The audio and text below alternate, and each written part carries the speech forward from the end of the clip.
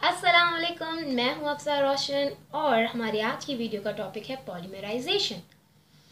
I hope आपको मेरी आवाज़ क्लियर हो और मेरी आवाज़ की वॉल्यूम ज़्यादा हो और जो स्पीड हो वो हल्की हो। I hope so. अच्छा जी, इसके अलावा आज हमारी केमिस्ट्री के ऑर्गेनिक केमिस्ट्री हमारा हम लोग पढ़ रहे थे और मैंने आपको बोला था कि मेरी नेक्स्ट वीडियो जो होगी वो भी ऑर्गेनिक केमिस्ट्री का ही कोई थ्योरी का टॉपिक होगा। तो उसी तरह का मैंने एक टॉपिक सेलेक्ट किया हुआ है जो है पॉलीमराइजेशन। ये भी ऑर्गेनिक केमिस्ट्री को आगे पढ़ने के लिए आपको ये टॉपिक भी आना चाहिए। मैंने आपको बताया था कि ऑर्गेनिक केमिस्ट्री को टॉपिक वाइज पढ़ने से आपके लिए बहुत आसानी होगी, क्योंकि ऑर्गेनिक केमिस्ट्री ऐसी है कि अगर आपने एक टॉपिक बीच में छोड़ दिया तो फिर आपको बाकी की चीज़ें समझ नहीं आएंगी। ठीक है, तो हम लोग आज कोई भी फिजूल बात किए बगैर ही आगे बढ़ जाते हैं। शायद मैं लास्ट में कोई फिजूल बात कह दूँ अगर मेरा मूड हुआ तो। अभी मेरा मूड ये है कि मैं अपने टॉपिक पे स्टिक रहूँ और आपको ये बहुत छोटा सा टॉपिक है, तो इस टॉपिक को अच्छे से कवर करके और इसके एग्जाम्पल्स को अच्छे से पढ़कर हम लोग आगे कंटिन्यू करें। मैंने ना चाहते हुए भी बहुत सारी फिजूल बातें कर दी, लेकिन आई होप सो आप लोगों के बहुत काम आई हूँ इंशाल्लाह। सो हमारा जो पॉलीमराइजेशन का टॉपिक है, जैसे कि मैं आपको बोलती हूँ कि हर हेडिंग से ही मैं आपको डेफिनेशन ड्राइव करके देती हूँ। ठीक है, तो इस टर्म में भी आपके लिए डेरिवेशन आपके पास खुद डेफिनेशन आ जाएगी। कैसे कि पॉलीमराइजेशन है ये। ठीक है, आप देखेंगे पॉलीमर्स, ये वर्ड आपके पास आ गया पॉलीमर्स। ठीक है, और जहाँ पर शन, जहाँ तक मतलब हम लोग अगर नॉर्मली बात करें, अगर TION किसी वर्ड के साथ आ रहा है तो वहाँ पर एक प्रोसेस मतलब डिफाइन हो जाता है कि मतलब वो टर्म जो होती है वो एक प्रोसेस को डिफाइन करने लग जाती है। तो यहाँ पर भी आप यही समझें कि यहाँ पर एक प्रोसेस हो रहा है, किससे रिलेटेड? पॉलीमर्स से रिलेटेड। तो पॉलीमराइजेशन एक ऐसा प्रोसेस है जिसमें पॉलीमर्स बनते हैं, पॉलीमर्स को प्रोड्यूस किया जाता है। ठीक है, और पॉलीमर्स को कैसे बनाया जाएगा? पॉली का क्या मतलब क्या होता है? पॉली का मतलब होता है मैनी। ठीक है, तो एक ऐसा प्रोसेस जो बहुत सारे मोनोमर्स से मोनोमर्स को मिलाकर, कंबाइन कर कर, ऐड कर कर, लिंक कर कर, ग्रुप करके एक मैक्रोमोलिक्यूल बनाना, एक पॉलीमर बनाना, वो प्रोसेस जो है वो पॉलीमराइजेशन कहलाता है। ठीक है, सामने आपके डेफिनेशन भी लिखी हुई है, आप वो पढ़ लें कि the process in which many monomers और single unit based molecules are linked together to form a macromolecule is known as polymerization, तो पॉलीमराइजेशन क्या है? एक फिनोमिना है, एक प्रोसेस है जिसमें बहुत सारे मोनोमर्स या स्मॉल मॉलिक्यूल्स या हम लोग माइक्रो मॉलिक्यूल्स का टर्म यूज़ कर सकते हैं, कंबाइन होकर, ऐड होकर, लिंक करके, ग्रुप होकर क्या बनाते हैं? पॉलीमर्स बनाते हैं। पॉलीमर्स के लिए हम लोग मैक्रो मॉलिक्यूल्स की टर्म यूज़ कर सकते हैं या लार्ज मॉलिक्यूल्स की टर्म यूज़ कर सकते हैं। ठीक है, ये जो है पॉलीमराइजेशन जो है वो भी एक रिएक्शन है। किस तरह का रिएक्शन है? हम इसे कह सकते हैं कि ये एक सेल्फ एडिशन रिएक्शन है, कि मतलब मोनोमर्स जो है वो सेल्फ ऐड हो रहे हैं और पॉलीमर्स बना रहे हैं, यानी मोनोमर्स के बीच में रिएक्शन हो रहा है, तो हम इसको सेल्फ एडिशन रिएक्शन कह सकते हैं। ओके, अब पॉलीमराइजेशन के बारे में आगे हम लोग पढ़ें तो पॉलीमराइजेशन की दो टाइप्स हैं, addition polymerization and condensation polymerization. इन दोनों की आपको डेफिनेशन आनी चाहिए। डेफिनेशन के साथ ही साथ आपको इनकी एग्जाम्पल्स पता होनी चाहिए कि एडिशन पॉलीमर्स कौन से होते हैं या कंडेंसेशन पॉलीमर्स कौन से होते हैं। इसके अलावा आपको ये भी पता होना चाहिए कि जो एडिशन पॉलीमर्स हैं या जो कंडेंसेशन पॉलीमर्स हैं उनके यूजेस क्या हैं। अच्छा, मैंने आपको लास्ट वीडियो में ये भी बताया था कि मैं आपसे PTB और STB दोनों के पॉइंट्स शेयर करूंगी। STB क्या है? सिंध टेक्स्ट बुक, और PTB क्या है? Punjab text book. इसके साथ ही साथ मैं आपको कुछ MCQs का नो हाउ भी दे दूंगी कि किस तरह के MCQs इस टॉपिक से रिलेटेड आते हैं एप्टीट्यूड टेस्ट में या आपके सेकेंड ईयर के एग्जाम्स में।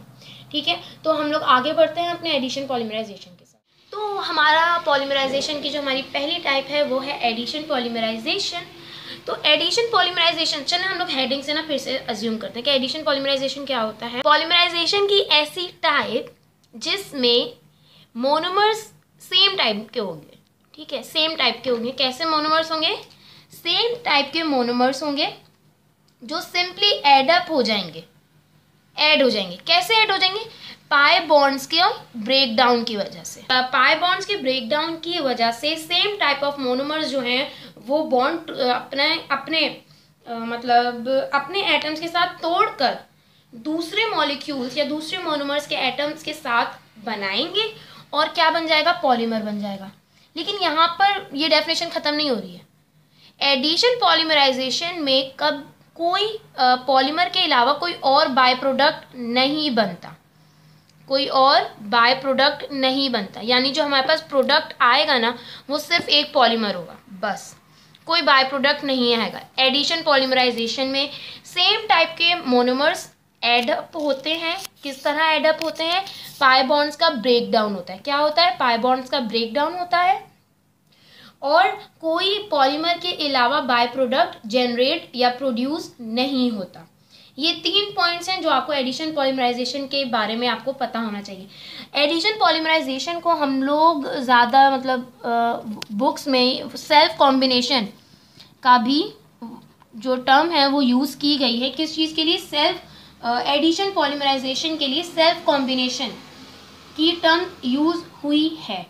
इसका क्या मतलब होता है कि सेल्फ कंबाइन हो जाते हैं। हम जब इसके एग्जांपल्स देखेंगे ना तो आपको समझ आएगा। लेकिन इससे पहले मैं आपको 2-3 मेन पॉइंट्स बताना चाहती हूँ कि जब एडिशन पॉलीमराइजेशन हो रही होती है ना तो जो रिएक्टेंट होता है वो और जो प्रोडक्ट होता है, इन दोनों का एम्पेरिकल फॉर्मूला, कौन सा फॉर्मूला, एम्पेरिकल फॉर्मूला सेम होता है। सही है, ये एक पॉइंट हो गया, एक ये पॉइंट हो गया। इसके अलावा तीसरा पॉइंट ये है कि जो प्रोडक्ट है, प्रोडक्ट का मॉलिक्यूलर मास, प्रोडक्ट का क्या, मॉलिक्यूलर मास रिएक्टेंट के मॉलिक्यूलर मास से कहीं ज़्यादा होता है। प्रोडक्ट का मॉलिक्यूलर मास रिएक्टेंट के मॉलिक्यूलर मास से कहीं ज़्यादा होता है। तो ये चीज़ें हैं जो आपको एडिशन पॉलीमराइजेशन में आपको याद रखनी होंगी और ये पॉइंट्स हैं, इससे आपके पास MCQs आ सकते हैं। ठीक है, अब हम लोग एडिशन पॉलीमराइजेशन की एग्जाम्पल्स की तरफ बढ़ते हैं। पॉलीमर्स की एग्जाम्पल्स में आपको 3 याद रखनी है। पॉलीइथाइलिन, जिसको आप पॉलीइथीन भी कह सकते हैं, पॉलीविनाइल क्लोराइड और बेंजीन। पॉलीइथाइलिन जो है वो बनता है इथाइलिन से, इथाइलिन के मोनोमर से, या आप इथीन कह सकते हैं। और पॉलीविनाइल क्लोराइड जो है वो विनाइल क्लोराइड के मोनोमर से बनता है। और जो बेंजीन बन रहा होता है वो हमसे बनता है इथीन से, सॉरी किससे बनता है, इथीन से।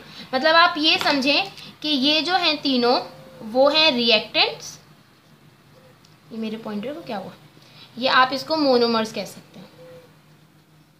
सही है, और जो ये तीनों हैं ये प्रोडक्ट्स हैं, या आप इसे पॉलीमर्स कह सकते हैं, और वो भी एडिशन पॉलीमर्स। ओके, अच्छा, अब इन एग्जाम्पल्स को ऐसे आप शो नहीं कर सकते, मतलब ऐसे नहीं दिखा सकते। अगर मैं थ्योरी की बात करूं और आप कोई लॉन्ग क्वेश्चन अटेम्प्ट कर रहे हैं या शॉर्ट क्वेश्चन अटेम्प्ट कर रहे हैं, इसको ना दिखाने के 2 तरीके। या तो आप एक पूरा स्ट्रक्चर शो कर सकते हैं। मैं आपको पॉलीइथाइलिन या पॉलीविनाइल क्लोराइड का एक एग्जाम्पल देकर आपको बता देती हूँ कि कैसे आप 2 तरह होते हैं इस एग्जाम्पल्स को शो करने के। सॉरी मैं बहुत ज़्यादा रुक रही हूँ, फिर से अल्लाह।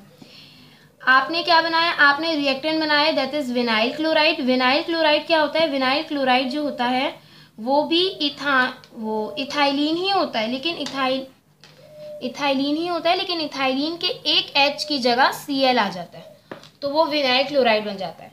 ठीक है, तो विनाइल क्लोराइड के आपने एक स्ट्रक्चर बना लिया और इसको आपने होल ब्रैकेट में n रख लिया, मतलब जितने नंबर ऑफ मॉलिक्यूल्स आप लेना चाहें। और इसमें फिर क्या होगा कि ये हमारा एक विनाइल क्लोराइड ये हमारे दूसरे विनाइल क्लोराइड से अटैच हो जाएगा, और ये भी N पॉलीमर्स बनेंगे क्योंकि हमने n मोनोमर्स लिए थे। एक तरीका ये है, इस तरह शो कर लें, या दूसरा तरीका ये है कि आप डायरेक्ट फॉर्मूला लिख कर, फॉर्मूला कैसे लिख लेंगे आप, जैसे कि CH2 CHCl N, ठीक है, और आपने यहाँ पर बना लिया CH2 CHCl ये और N। यहाँ पर आपको कंडीशंस लिखनी है, टेम्परेचर आपको कितना यहाँ पर देना है 200 डिग्री सेल्सियस और 100 ATM। तो ये दो तरीके हैं जिस तरह से आप एग्जाम्पल शो कर सकते हैं, या तो आप इक्वेशन की तरह, मतलब दोनों इक्वेशंस हैं, या आप स्ट्रक्चर शो कर दें या आप फॉर्मूला शो कर दें, ठीक है। आई नो मैंने थोड़ा सा रुक रुक कर बोला है, लेकिन कोई बात नहीं, इतने दिनों बाद जब कोई बंदा बनाता है ना वीडियो तो ऐसे ही होता है उसके बाद, अक्सर नीड प्रैक्टिस। ओके, अब हम लोग मूव करते हैं अपने सेकेंड टाइप की तरफ। हमारी सेकेंड टाइप है कंडेंसेशन पॉलीमराइजेशन। तो पॉलीमराइजेशन की वो टाइप जिसमें दो डिफरेंट टाइप के मोनोमर्स हैं। एडिशन में क्या था, सेम टाइप ऑफ मोनोमर्स, यहाँ पर क्या है डिफरेंट टाइप्स ऑफ मोनोमर्स, उनको एक दूसरे से लिंक करवाया जा रहा है, ये सेल्फ कॉम्बिनेशन नहीं है, ठीक है, लिंक करवाया जाएगा और आपके पास पॉलीमर आएगा। लेकिन अगर आपको याद हो तो एडिशन पॉलीमराइजेशन में कोई बाय प्रोडक्ट नहीं बन रहा था, लेकिन कंडेंसेशन पॉलीमराइजेशन में बाय प्रोडक्ट बनेगा। ज़्यादातर जो है वो बाय प्रोडक्ट जो है वो हमारा वाटर मॉलिक्यूल आ जाता है, या अगर वो नहीं आ रहा तो HCl आ सकता है, हाइड्रोक्लोरिक एसिड आ सकता है, या मीथेनॉल आ सकता है CH3OH, ठीक है, वाटर मॉलिक्यूल आ सकता है, या हाइड्रोक्लोरिक एसिड आ सकता है, या मीथेनॉल आ सकता है। तो कंडेंसेशन पॉलीमराइजेशन में बाय प्रोडक्ट की फॉर्मेशन होती है और जो मोनोमर्स होते हैं उनकी डिफरेंट टाइप्स को एक दूसरे से लिंक करवाया जाता है, या आप ये कह सकते हैं कि एक सेल्फ कॉम्बिनेशन रिएक्शन नहीं है, इस रिएक्शन को परफॉर्म करवाया जाता है। ओके, और इसकी एग्जांपल्स जो हैं, इसके एग्जांपल्स में आपको दो एग्जांपल्स याद रखनी है, एक है बेकेलाइट और दूसरा है नायलॉन। तो अब हम लोग देखते हैं इन दोनों एग्जांपल्स को। इन दोनों एग्जांपल्स में आपको स्ट्रक्चर्स बनाने हैं, क्योंकि मतलब आपको इनके फॉर्मूले भी याद होने चाहिए कि नायलॉन का क्या फॉर्मूला है और बेकेलाइट। देखते हैं कि बेकेलाइट को हम लोगों ने कौन से मोनोमर्स को मिलाकर बनाया है। हमने सबसे पहले फिनोल के दो मॉलिक्यूल्स ले लेने हैं। कितने मॉलिक्यूल्स ले लेने हैं? फिनोल के हमने ले लेने हैं दो मॉलिक्यूल्स। हमने ले लिए फिनोल के दो मॉलिक्यूल्स और उसको फॉर्मल्डिहाइड के साथ रिएक्ट करवा देना है। सही है, फिनोल के दो मॉलिक्यूल्स और फॉर्मल्डिहाइड के साथ हम लोगों ने रिएक्शन करवाया है। तो हमारे पास सबसे पहले तो आ जाएगा H2O। H2O कैसे आएगा? ये H और ये O मिलकर बना लेगा H2O। जाएगा बेकेलाइट का फॉर्म, मतलब स्ट्रक्चर। बेकेलाइट का क्या स्ट्रक्चर होगा? इस तरह आप देखते रहिएगा, ठीक है।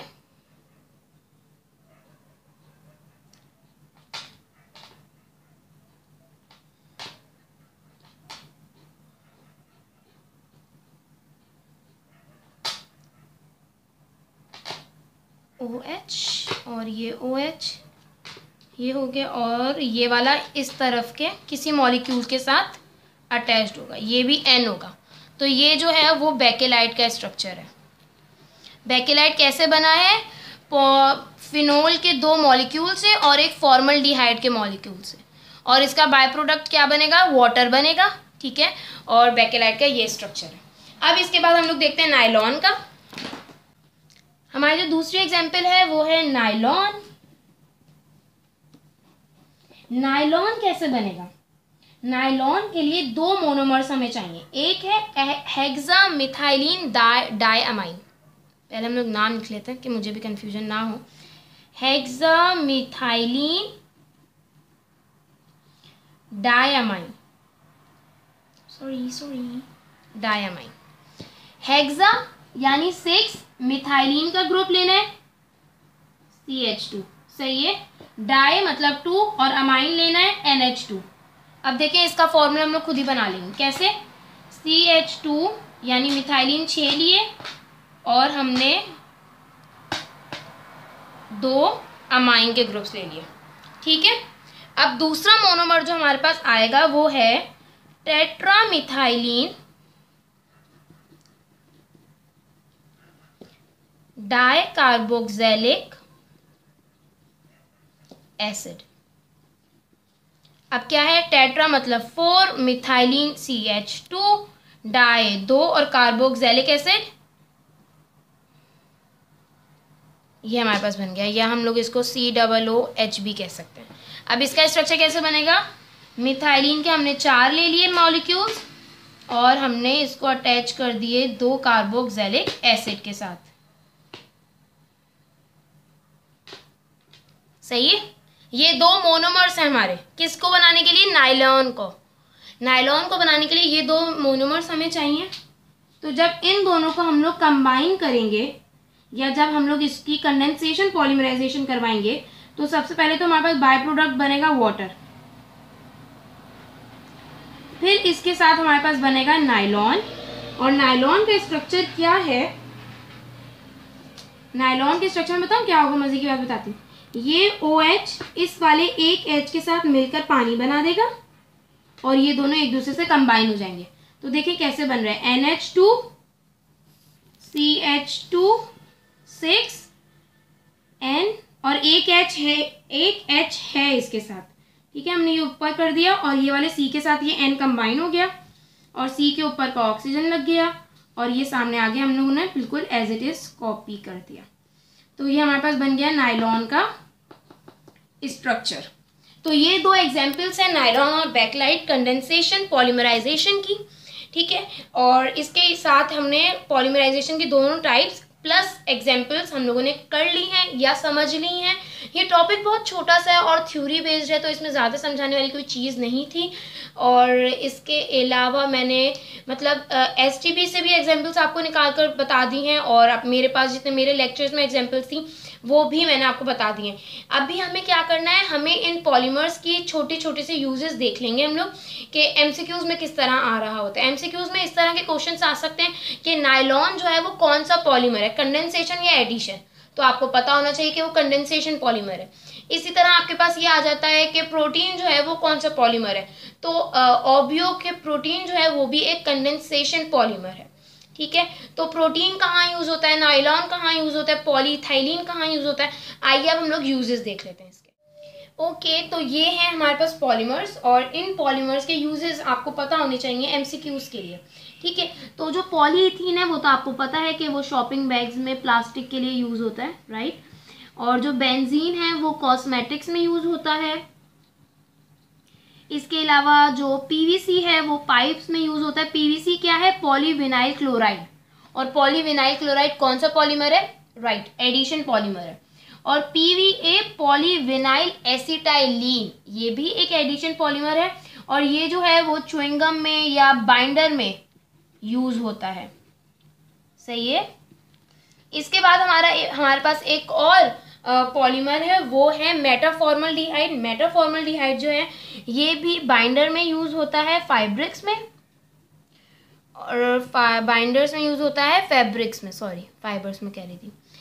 क्लॉक के डिजाइन्स अगर आपने देखे हो तो उसमें मेटाफॉर्मल्डिहाइड यूज होता है, यकीनन आपने देखे होंगे अगर आपके घर में क्लॉक होगी तो। इसके अलावा जो हमारे पास बैकलाइट है वो हमारे कैमरे में और स्विच बोर्ड में यूज होता है। ये आपको यूजेस पता होने चाहिए, MCQs के लिए बहुत ज़्यादा इम्पॉर्टेंट हैं। और जो प्रोटीन है ये हमारी बॉडी में नेचुरली बनता है। इसके अलावा ये एंजाइम्स बनाने के लिए यूज़ होता है और एनर्जी सोर्स के लिए भी इसको हम लोग यूज़ करते हैं। मैं आपको लास्ट में एक मज़े की बात बताती हूँ, प्रोटीन के रिलेटेड एक MCQs आता है। अब नायलॉन जो है वो रोप्स में और फैब्रिक्स में यूज़ होता है। प्रोटीन के बारे में मुझे ये बताना था कि प्रोटीन के बारे में एक MCQs आता है कि ऐसा कौन सा वो क्या कह रही हूँ मैं, ऐसा कौन सा पॉलीमर है जो लेबोरेटरी में नहीं बना सकते या जिसको सिंथेसाइज नहीं कर सकते, या आप ये कह सकते हैं कि जो मेन मेड नहीं होती, तो वो पॉलीमर है प्रोटीन। प्रोटीन जो है वो नेचुरली प्रोड्यूस होती है या नेचुरली अकर करती है। तो ये था हमारा पॉलीमराइजेशन का टॉपिक और मैंने कोशिश की कि मैं इसे अच्छे से समझा सकूं। और थ्योरी बेस्ड था तो इसको ज़्यादा समझाने वाली कोई चीज़ थी नहीं, इसको सिर्फ एक्सप्लेनेशन का था, तो मैंने कोशिश की। और इसके साथ ही साथ मुझसे गलतियाँ भी बहुत ज़्यादा हुई हैं और मैं बहुत सारे पॉइंट्स पे रुकी भी हूँ। शायद इसकी वजह ये है कि मैं कंटिन्यूस वीडियोस नहीं बना रही हूँ या कंटिन्यूस लेक्चर्स डिलीवर नहीं कर रही हूँ, इसलिए मेरे से ये गलतियाँ छोटी छोटी हो रही हैं। लेकिन मैं कोशिश कर रही हूँ कि मैं प्रोक्रेस्टिनेशन को डिले करूँ और उसको बीट करके डेली या विद इन वीक 2 से 3 वीडियोस अपलोड करने की कोशिश करूँ। इसके अलावा मैं आप लोगों के कमेंट्स भी पढ़ रही हूँ, आपकी रिक्वेस्ट मैं देख रही हूँ कि आप उर्दू के बारे में जो मुझसे पूछ रही हैं, फिजिक्स या केमिस्ट्री, जो जो टॉपिक्स आप मुझसे कमेंट्स में रिक्वेस्ट कर रहे हैं, मेरे पास एक लिस्ट बनी हुई है। ये इंशाल्लाह ऑर्गेनिक केमिस्ट्री की 2-3 वीडियोस अपलोड करने के बाद मैं आप लोगों के रिक्वेस्टेड टॉपिक्स पर आऊँगी, क्योंकि ऑर्गेनिक केमिस्ट्री के ये वो टॉपिक्स हैं जिन पर मुझसे मेरे ही जूनियर्स ने रिक्वेस्ट की थी कि किस तरह से एमसीक्यूज आते हैं और ये थ्योरी है तो इसको याद करना है या नहीं करना। ऑर्गेनिक केमिस्ट्री का कोई भी टॉपिक छोड़ना या उसे नहीं समझना, रट्टाफिकेशन की तरह पूरा याद करने को नहीं कह रही हूँ, लेकिन उनको समझना आपकी ड्यूटी है, आप उसको लीव नहीं कर सकते, ठीक है। तो उस ड्यूटी को आपको पूरा करना है।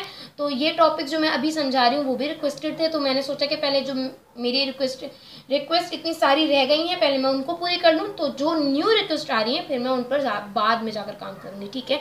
तो मैं इंशाल्लाह आपके उन रिक्वेस्ट पर भी वीडियोज़ बनाऊँगी, मेरी पूरी कोशिश रहेगी।